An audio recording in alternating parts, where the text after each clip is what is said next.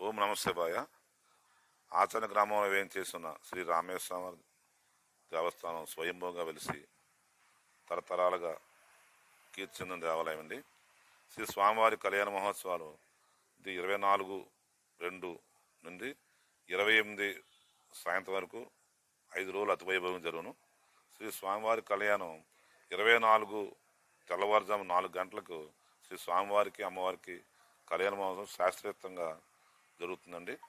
శ్రీ స్వామివారి రథోత్సవం 26 మధ్యాహ్నం 3 గంటలకి శ్రీ స్వామివారి రథోత్సవం మధ్యాహ్నం 3 గంటలకి పురవీధుల్లో అతి వైభవంగా రథోత్సవం జరుగును.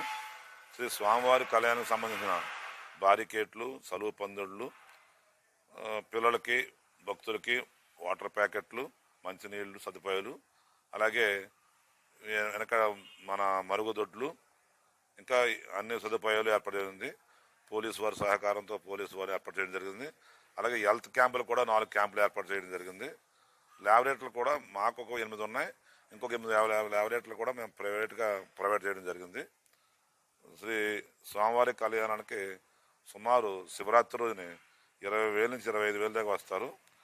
మిగతా 4 రోజులు 4,000, 5,000 వస్తారు. శ్రీ స్వామివారి కళ్యాణం అయిన లాస్ట్ రోజున శ్రీ స్వామివారికి శ్రీపతిస్వామి జరుగుతుందండి.